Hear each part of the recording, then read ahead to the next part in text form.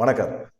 நேற்று எடப்பாடி பழனிசாமி திருச்சி பொதுக்கூட்டத்துக்கு வந்திருந்தார். அப்போ மத்திய அமைச்சர் பியூஷ் கோயல்கிட்ட செய்தியாளர்கள் கேட்டாங்க, தாவேகா என்டிஏ கூட்டணிக்குள்ளே வருதா அப்படின்னு சொல்லி. பியூஷ் கோயல் என்ன சொன்னார்?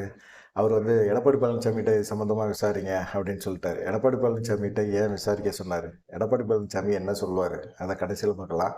அதுக்கு முன்னாடி தாவேகாவோட பாஜக பேச்சுவார்த்தையெல்லாம் நடத்துனாங்க அப்படின்னு சொல்லிட்டு இருந்தாங்களே, அது எல்லாமே நடத்திக்கிட்டு தான் இருந்தாங்க. தாவேகாவோட ரொம்ப சீரியஸாக இது பண்ணிக்கிட்டு இருந்தாங்க. இவரும் விஜய் என்ன செஞ்சார்? அவர் நேர்காணல் பண்ணிக்கிட்டே இருந்தார். ஒரு 60 பேரை வேட்பாளர் அறிவிச்சிட்டார். அறிவிச்சுட்டு அவங்கள போய் நீங்கள் களத்தில் இறங்கி நீங்கள் வேலை பாருங்கள், உங்களை எம்எல்ஏ ஆக்கணும் அப்படின்னு சொல்லிட்டு இருந்தார். எம்எல்ஏவை தான் அடுத்து உங்களை பார்க்கணும் அப்படிங்கிற மாதிரிலாம் பேசியிருந்தார். 234 தொகுதிகளுக்குமே பார்த்தீங்கன்னா வேட்பாளர் இருக்கிறாங்க. ஆனால் மற்ற கட்சி வேட்பாளர்களோட போட்டி போடும்போது பண செலவு பண்ணுற அளவுக்கு இவங்கள்ட்ட செல்வாக்கு இல்லை. ஆனால் வேட்பாளர்கள் இருக்காங்க. என்ன பண்ணுறது அப்படிங்கிற ஒரு யோசனை தான் இருந்துக்கிட்டே இருக்குது. அவருக்கும் கூட்டணி எதிர்பார்த்தாரு. காங்கிரஸ் கடைசி நேரத்தில் கை கழுவி போயிடுச்சு. அதுக்கு பல காரணங்கள் காங்கிரஸ் சொன்னாலும் விஜய் காங்கிரஸ் அப்படி போகும்னு அவர் எதிர்பார்க்கவே இல்லை. சரி போனால் போயிட்டு போகுது, வேறு யாராவது வர்றாங்களான்னு பார்ப்போம் அப்படிங்கிற மாதிரி இருந்தார். திமுக கூட்டணியை பொறுத்த வரைக்கும் யாரும் வர்றதுக்கு இல்லை. சசிகலா, ராம்தாஸ் இவங்கெல்லாம் விஜயோட கூட்டணி வைக்கிறதுக்கான வாய்ப்புகள் இருக்குது. அப்படிங்கிறனால தென் மாவட்டங்களில் ஓரளவுக்கு நம்ம அவங்களுக்கு ஒதுக்கிடுவோம் அப்படிங்கிற எண்ணத்தில் விஜய் இருக்கிறார். சரி, ஏன் தாவேகா என்டிஏ கூட்டணிக்குள்ளே வரல அப்படிங்கிற ஒரு இதுதான். ஆனால் விஜயோட அரசியல் ஆலோசகர் ஜான் ஆரோக்கியசாமி என்ன செஞ்சிட்ருக்காரு? நம்ம தனிச்சு நின்றோம்னா 35% ஓட்டு நம்மளால் ரொம்ப சுலபமாக வாங்க முடியும். விஜய் ஒவ்வொரு தடவையும் பிரச்சாரத்துக்கு போகும்போது அந்த பகுதியில் வாக்கு சதவீதம் அதிகமாகிட்டே இருக்குது. கிட்டத்தட்ட ஒரு 40% வாக்குகளை நம்ம தனிச்சு நின்று வாங்க முடியும். நம்மளால் சில சட்டமன்றங்கள் தொகுதி இல்லை நம்ம முதலமைச்சர் பதவியை கூட நம்ம தனிச்சு நின்றே வாங்க முடியும். அப்படிப்பட்ட செல்வாக்கு நமக்கு இருக்கும்போது நம்ம ஏன் கூட்டணி வைக்கணும்? அடுத்தவங்களை ஏன் நம்ம முதலமைச்சராக்கணும்? நம்ம கட்சி ஆரம்பித்தது தளபதியை முதலமைச்சர் ஆக்குறதுக்கு தான், விஜய் முதலமைச்சர் ஆக்குறதுக்கு தான் அப்படிங்கிற மாதிரி அவர் கடைசி வரைக்குமே ரொம்ப தெளிவாக இருக்கிறார் ஜான் ஆரோக்கியசாமியை பொறுத்த வரைக்கும்.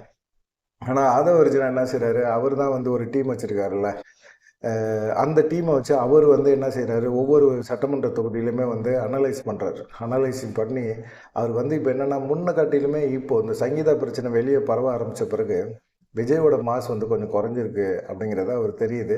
நம்ம கூட்டணி வச்சா நல்லது அப்படிங்கிற ஒரு எண்ணத்தில் இருக்கார். விஜய் ஆதவர்ஜுனா மேலே ஏற்கனவே டவுட்டில் இருந்துக்கிட்டே இருந்தார். என்ன காரணம்னா அவர் திமுகவோட சில்பர் செல்லா அப்படின்னு சொல்லி. கடைசி நேரத்தில் இந்த மாதிரி பாஜகவோட சில்பர் செல்லா கூட இருக்கிறதுக்கு வாய்ப்புகள் அதிகமாக இருக்குது அப்படிங்கிற ஒரு நம்பிக்கையுமே இருந்தது. அதனால் பார்த்திங்கன்னா ஆதவர்ஜுனோட பேச்சு அவர் கேட்கவே இல்லை. இப்போ அவர் என்ன சொல்கிறாரு அப்படின்னா, நமக்கு தொடர்ந்து நம்மளுடைய சர்வே குறைஞ்சிக்கிட்டே வருது அப்படிங்கிற ஒரு விஷயத்தை சொல்லி நம்ம கூட்டணி ஏன் வச்சா என்ன, நமக்கு தான் முதலமைச்சர் பதவி கிடைக்குதில்ல அப்படிங்கிற மாதிரி சொல்லியிருந்தார். இதுக்கு இடையில் விஜயோட ரொம்ப நெருங்கின நண்பர் நடிகர் பவன் கல்யாண் அவர் தொடர்ந்து ஒரு விஷயத்தை பேசிக்கிட்டே இருக்கார் விஜய்கிட்ட. 2.5 வருஷம் நீங்கள் சிஎம், அந்த ஆஃபரை எப்படி ஏற்றுக்கிறீங்க அப்படிங்கிற மாதிரி அவர் சொன்னார். ஒரு டீம், பவன் கல்யாணோட ஒரு டீம், அவங்க ஒரு 5 பேர் கொண்ட டீம் சென்னையிலே தங்கி விஜய்கிட்ட தினமும் பேசிகிட்டு இருக்காங்க, நேரடியாக பேசிகிட்டு இருக்காங்க. இது மிக முக்கியமான ஆஃபர். 2.5 வருஷம் சிஎம் அப்படிங்கிறது மிக முக்கியமான ஒரு ஆஃபரு. இது பாஜக உங்களுக்கு தரதுக்கு ரெடியாக இருக்கிறாங்க. நீங்கள் ஓகே சொல்கிறீங்கன்னா ஓகே, முடிஞ்சிச்சு அப்படிங்கிற மாதிரி இருக்குது. விஜய்க்கும் ஒரு யோசனை, 234 தொகுதியிலையும் நம்ம வேட்பாளர் போடலாம். ஆனால் பார்த்திங்கன்னா வேட்பாளர் போட்டு நம்ம ஜெயிச்சு அதுக்கப்புறமா நம்ம சிஎம் ஆகுறதுக்கு இது நல்லா இருக்குது, ரொம்ப சூப்பராக இருக்குது. இது 2.5 வருஷம் சிஎம், 2.5 வருஷம் சிஎம்னா நம்ம கட்சியை அந்த 2.5 வருஷத்துக்குள்ளே பலப்படுத்திக்கலாம். அதுக்கப்புறம் எடப்பாடி பழனிசாமியோ இல்லை அதிமுகவில் வேறு யாரையோ இல்லை பாஜகவில் வேறு யாரையோ வரட்டுமே, நமக்கு ஒன்றும் பிரச்சனை கிடையாது. இந்த 2.5 வருஷம் நம்ம கட்சியை பலப்படுத்துறதுக்கு பயன்படுத்திக்கலாம்.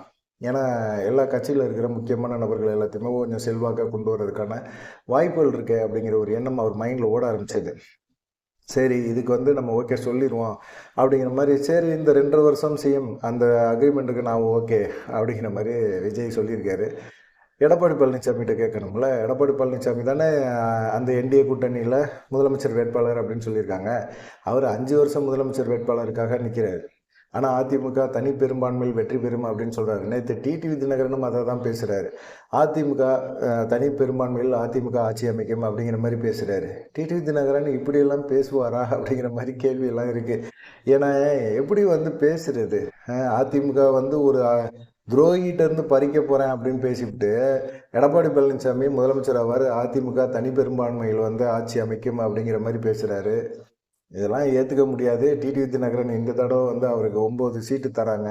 அதில் 9 சீட்டில் அவர் எத்தனை வாக்கு சதவீதத்தில் தோக்குறான்னு மட்டும் பாருங்கள் அப்படிங்கிற மாதிரி டிடிவி தினகரன் ஆதரவாளர்களே பேச ஆரம்பிக்கிறாங்க. சரி, அமித்ஷாட்ட வந்து எடப்பாடி அமித்ஷா தான் இப்போ விஜய் ஓகே சொல்லிட்டார்ல, 2.5 வருஷம் வந்து சிஎம் அதுங்கிறது ஓகே சொல்லிட்டாரு. அமித்ஷா எடப்பாடி பழனிசாமிகிட்ட இது சம்மந்தமாக பேசியிருக்காரு. இது சம்மந்தமாக பேசணுன்னா கண்டிப்பாக அவருக்கே தெரியுது, எடப்பாடி பழனிசாமிக்கு திமுகவுக்கு இணையான ஒரு கூட்டணி, வலுவான கூட்டணி நம்மள்கிட்ட கிடையாது.